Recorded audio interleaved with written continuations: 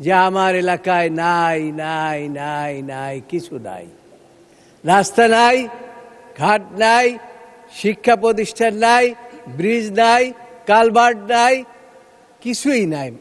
আমি আমাদের সাবেক প্রধানমন্ত্রী আপসীর নেত্রী বেগম খালেদা জিয়া এই বরিশাল ৩ আসনে আমাকে মনোনয়ন দিয়েছিলেন।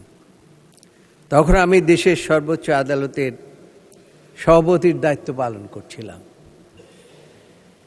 সেই শক্তি নিয়ে আমি নির্বাচনে অংশগ্রহণ করেছিলাম। রাত ৮টা পর্যন্ত টেলিভিশনে ঘোষণা হলো যে আমি 14,500 ভোটে আমি জিতে গিয়েছি। পরবর্তীতে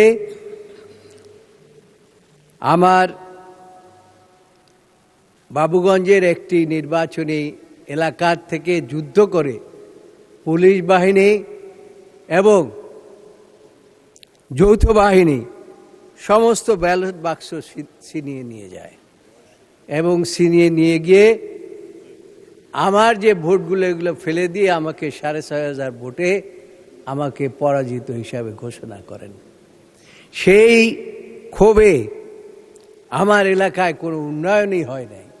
সেই জন্য আমি বারবার বলি যে আমার এলাকায় নাই নাই নাই নাই কিছু নাই, রাস্তা নাই, ঘাট নাই, শিক্ষা প্রতিষ্ঠান নাই, ব্রিজ নাই, কালভার্ট নাই, কিছুই নাই।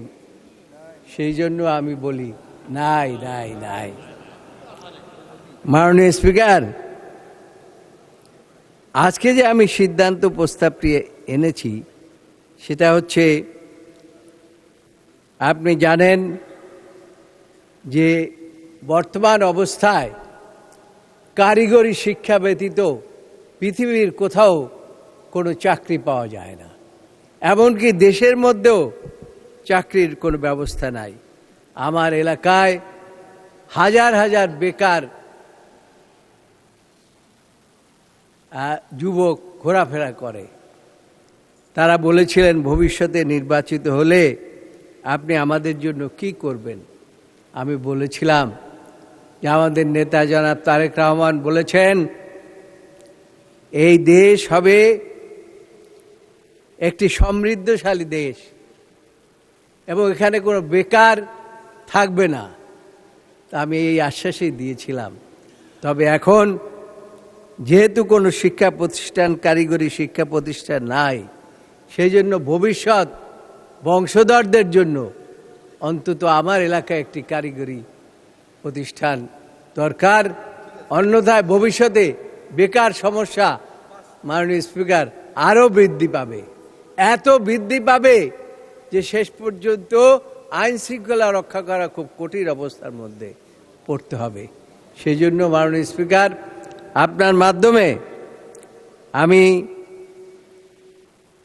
আমাদের মাননীয় নেতা এবং প্রধানমন্ত্রীর দৃষ্টি আকর্ষণ করছি যে বরিশাল ৩ বাবুগঞ্জ একটি দ্বীপ অঞ্চল। এই দ্বীপ অঞ্চলের মানুষকে যদি বরিশাল যেতে হয় 4 থেকে 5 ঘন্টা সময় লাগে বরিশাল শহরে যেতে, তার কারণ মাঝখানে নদী দ্বারা বেষ্টিত। সেই জন্য মূলাদিতে অন্তত একটি